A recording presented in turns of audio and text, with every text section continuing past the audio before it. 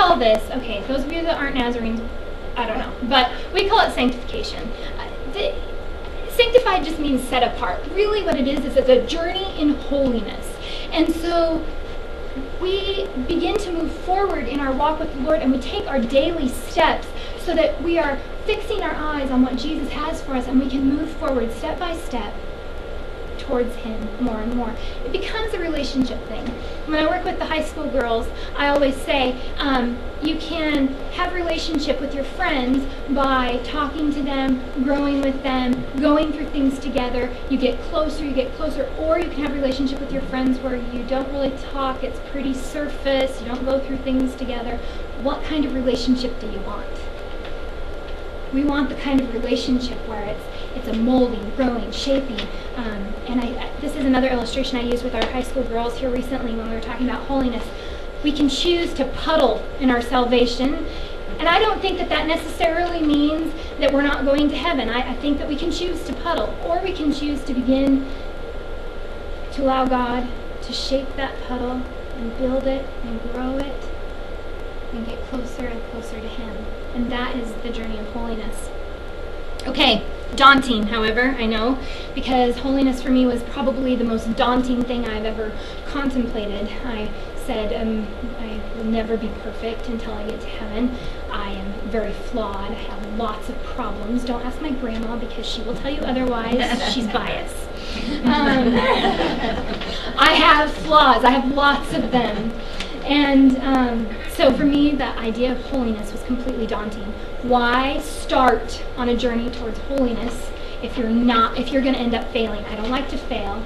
And often my brain does the thing of, if I think I'm going to fail, I just don't start it. And so I sat in that place a long time of being just overwhelmed by the fact that I was working towards this holy life, and I just didn't even know where to start. But then this idea of the conforming Christian versus the conformed Christian versus the transformed Christian started to mull around in my head. When we start to look at the hope that God has called us to, joyful, confident expectation, if we're confident in something, that means that we have no doubt. And if we have no doubt, that's faith. And that's where we begin to be transformed. And for me, I could conform to a Christian lifestyle, follow the laws, and that's where it becomes legalism, and that's where I can fail. I can be transformed so that I can be joyful, I can be confident, I can maintain an expectation that I know that God is the one who's transforming me. He is the one who's molding me. I'm not building my little puddle into a tower. He is.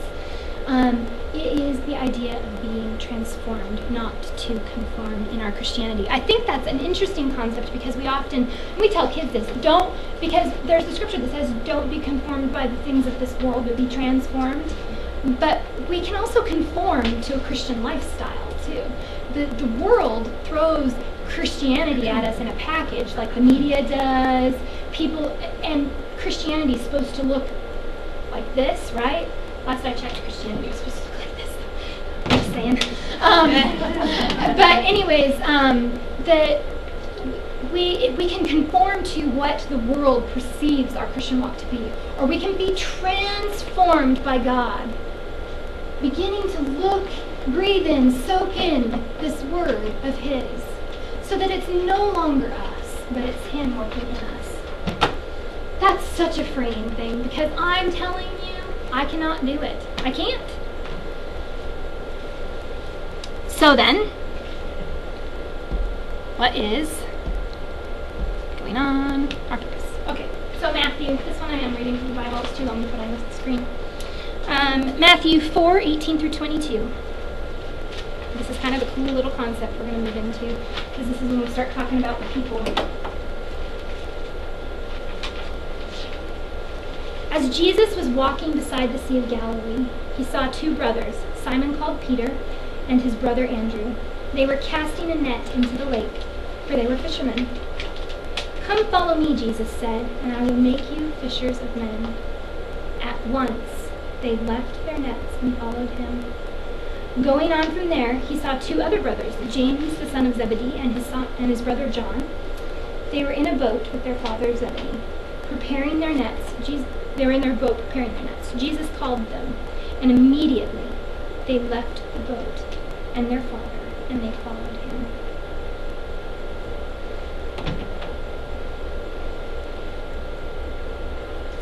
I love that God called busy men. I mean, they were busy. I'm busy.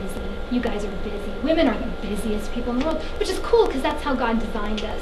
He designed, you think about the differences between women and men. Men are very good at the task that they have at hand. There are some good multitasking men out there, but mostly men are very good at the task that they have at hand.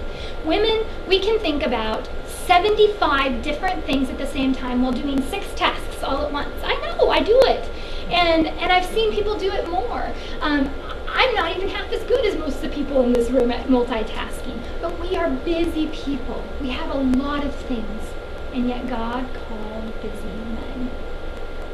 They were still at work even. They were in the midst of their work. It wasn't like they sat down and were like, okay, God, what's next? But they were busy, like they were preparing their nets. That was a big deal because they had to restring. They had these big, huge needles, and they had to restring all these parts of their net back together that had been broken from the last fishing excursion. And Jesus said, "Come, follow me." Not only is this a call for us to take action, come, but it is also a call to allow the Father to lead while we follow. Did you catch that? Come, follow me.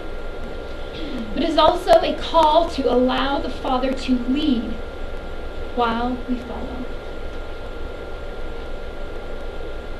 There's one instance in the Bible, Peter was like Jesus' good friend, right?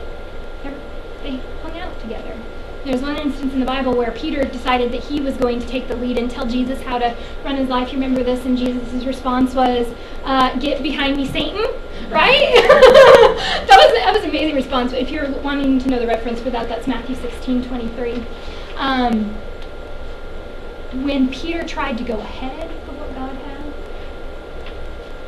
Jesus rebuked him and said, "Get behind me. You do not go in front of me. You stay behind me. I will lead you. You come follow me. You come watch me." I taught school before I went into hospice, and when I taught younger kids, the rule was to stay in line when walking to lunch, right? And they had to stay behind me. And if they tried, and you know, kids, instead of being in line, they'd rather like group around you and walk together as a group, right? And so if they would try to group around me to walk together as a group, you'd have to stop. Sometimes we'd go back to the classroom and I'd say, "Get behind me, follow me." And the reason I did that was because as the leader of that group of children, I wanted to make sure that where we were going was correct, that they were all together, that we were going to wind up in the correct spot. That's all Jesus is saying. He isn't saying, "I'm going to crush you, I'm going to tell you what to do, No, he's saying, "Get behind me. Let me have the pleasure of leading you to the spot which we are going."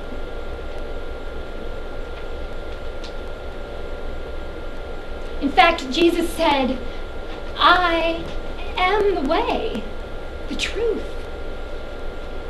If Jesus is the way, why would we want to go ahead of him and find our own way? Why would I maybe know good and well that God is calling me to Z place down there.